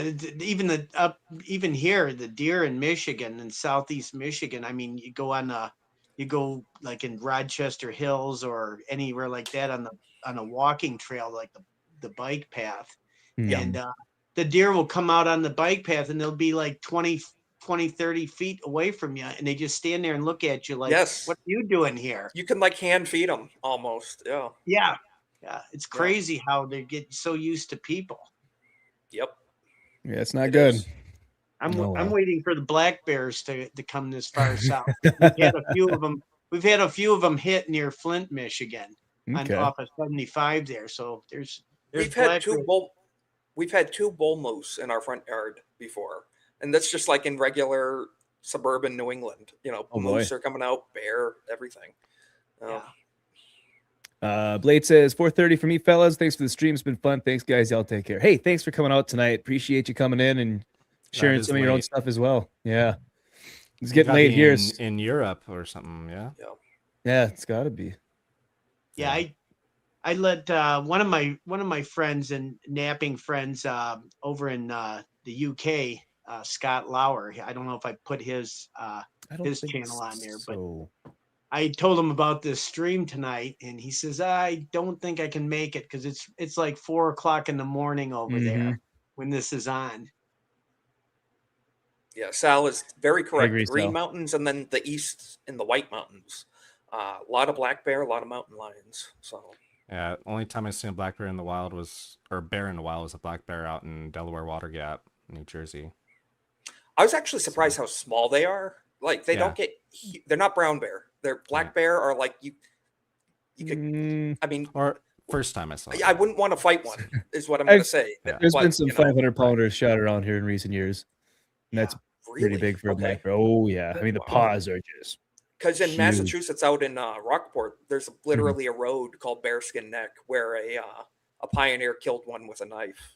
Oh, It jeez. attacked him. Yeah, it was named That's after. awesome. Like you can see the sign when you enter the town. It's of a man killing a black bear with a knife. That's But, awesome. I don't know where I'm going. Yeah. With that, I don't know if I would rather run into a mountain lion or a bear. Probably a mountain lion. I think a mountain lion would be more scared of you than a bear would. Chances are that you're not going to see the mountain lion if he's hunting you. Yeah, This is he's true. gonna Yeah. pounce on Yeah. you from a tree above you. Mhm. Right. Later, Yeah, so- you won't hear them coming either. They Exactly. walk silently. They like direct register Yes. where they move their back feet where their front feet were. So it's Yes. like you only see two sets of tracks. Mhm. It's Yep. pretty cool. Alan, thanks for joining us tonight as well. Have a great night. Yes, work does come early, so we're gonna start wrapping it up ourselves here because Isaac's got to get going. I got to get going as well. We got a watch party for Firefly, the TV series, over in the GCA Discord. The How many finale. episodes are left? It's the The last finale? one. It's the finale, so yeah, Yes. we can't miss that. Oh, Serenity oh, is yeah. next week. I So gotta go check that out. Awesome. All right. Then Isaac, we're gonna start with you. sure. If Yeah, you'll I gotta find head it, out. check We're it gonna be like he said, we're gonna be watching the finale for Firefly in the GCA Discord. So if you want to see some nerdy stuff, head on over there. My channel. We have the Golden Age podcast Monday nights, 7:30 p.m. Eastern. Politics, but satire, a lot of memes, some humor, poking fun at everybody. So if you like to be up on current events, but have a laugh while doing so, check us out. Might see Jeff over there, see some of the guys, see some of the people in the community. So as always, thank you for all for being here tonight. I learned a lot from the gentleman on the stream tonight. Thank you guys for joining. It was a really fun time. So thank you. Absolutely. No, thanks for coming back on, man. It's been a little bit, so Yeah. glad to have you back. Hope to be more consistent. Just Me too. great to be here. Yeah. Yeah, right. glad to finally do a stream with you, Isaac. It's awesome. You Yeah. as well. Yeah, great to Yeah. see you, Mark, Ralph, and Yeah. thank you, Sophie, for dropping the links, and not the other stuff though. Not thank you for that. So, all right, Isaac. Thanks again. We'll see you in a few minutes over at the GCA. Sounds good. I gotta head out. See you guys there. Have a good night. All right. Sounds good. Thank you. Have a good one, Isaac. All right, Mark Magwoiiguy. We'll go to you next because I know you go to the same place. Yeah. What you got coming up? What you up to? Well, I'm just doing my thing online and trying to get some videos out on my new channel here, the Trackers of the Ancients. Sophie dropped a link earlier, and you can follow me there or just find me online, and I'll be in the in the chats of the community here, and look forward to chatting with you guys.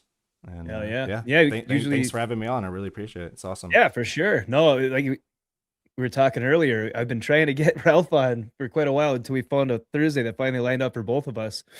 And I said, all right, I need to get Thursday coming up too. Yeah. Yeah. Yeah. Well, I'm glad it worked out for me too with work and everything is perfect timing. Yep. All That was around. Yeah. That was my goal, to get both of you guys on, because I figured you'd complement each other with both of your knowledge, and I thought this was fantastic. Yeah. Like I said, I came great. in completely oblivious to anything, and you guys. Yeah. I mean, I just knew the bare bones minimum about it, but having you guys on really actually sparked more of an interest in it. So I'm gonna look into it a lot more.